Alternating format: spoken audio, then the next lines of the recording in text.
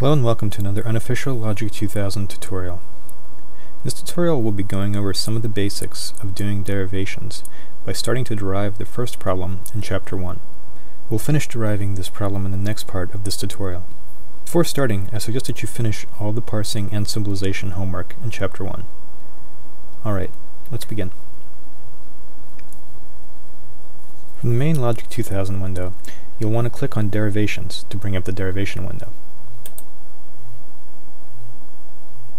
From this window you can bring up the problems list by clicking on the select button on the lower left hand side of the screen. And then just select problem 1. The very top line in the derivation window should contain the argument which we'll be deriving. This argument is divided into 3 parts. The first part is these 3 dots. We'll refer to these 3 dots as the therefore sign, or therefore. The second part of the argument are the premises, or premise, which is everything to the left of the therefore sign. Some arguments in the later problems will have no premises, in which case there'll be nothing before the therefore sign. If there's more than one premise in the argument, then the premises will be separated from each other by a period. In this argument, there's only one premise. Now I'll draw your attention to the third part of the argument, which is everything after the therefore sign. We'll refer to this as the conclusion. Don't confuse this with the consequent, which is the last part of a conditional.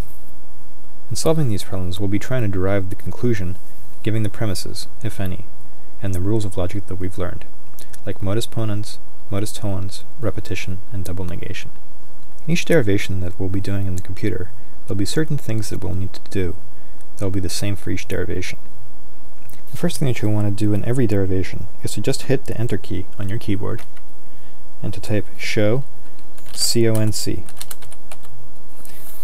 Show CONC stands for show conclusion, and is a shortcut that will instruct the program to take whatever is after the therefore sign, the conclusion, and place it on line number 1, following the word show. Now watch it do that when I hit Enter. Now, whenever we are in a line that's directly under a show line, we'll want to make an assumption, and what we assume depends on what's on the show line.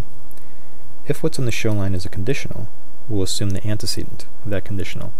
If what's on the show line is not a conditional, we'll be assuming the opposite of whatever is on the show line. In this case, what's on the show line is a conditional, so we're going to assume the antecedent. We do that by writing ASSCD here. And the computer will take the antecedent of the conditional on the show line immediately above this line and place it in this left column. The antecedent here is P arrow Q, so that's what it's going to place in the left column. If you're not completely clear on what conditionals, antecedents, and consequents are, I advise you to watch Logic 2000 conditionals tutorial, and then come back and pick up where you left off here.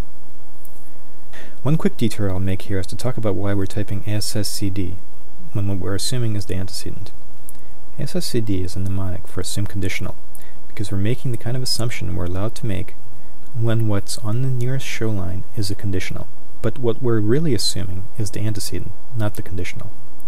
So I'd like to think of ASSCD as meaning assume antecedent. The next thing we want to do is put in our premises. You can do that by typing PR here in the middle column. If there is more than one premise, we need to put all of them in here now, one after the other. The next step is to look back up on the nearest show line and see if it's a conditional. If it is a conditional, we always want to assume the antecedent and show the consequent. We've already assumed the antecedent in line 2. Now we want to show the consequent. We can do that by typing show CONS in the middle column. Notice that we're typing show CONS, not show CONC, as we did on line 1. Now what this will do is instruct the computer to take the consequent from the nearest show line and put it on the current line, after the word show. Watch it do that when I hit Enter. Again, whenever we're in a line that's directly under a show line, we want to make an assumption, and what we assume depends on what's on the show line. If what's on the show line is a conditional, we'll be assuming the antecedent of that conditional. If what's on the show line is not a conditional, we'll be assuming the opposite of whatever is on the show line. Is what's on the show line a conditional? Pause the video if you want to think about it for a moment. What's on the show line is not a conditional.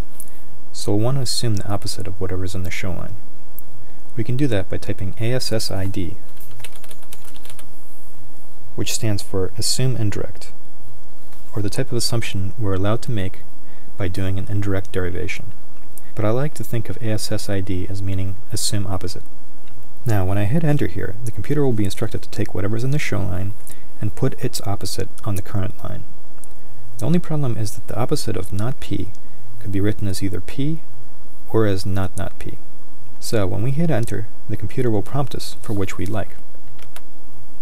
I suggest always selecting the simpler alternative, as the double negated one is almost never useful. So we can just hit enter here to accept the default choice, and the computer will put whatever we've selected on line 5. Now we'll want to look back up on the nearest show line and see if what's on that line is a conditional. If it is a conditional, we'll want to assume the antecedent and show the consequent.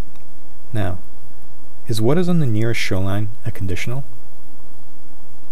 We've already determined that it's not a conditional, so we're done with our automatic steps and can proceed to try to think of how we can combine what we have using the rules of modus ponens, modus tollens, double negation, and repetition.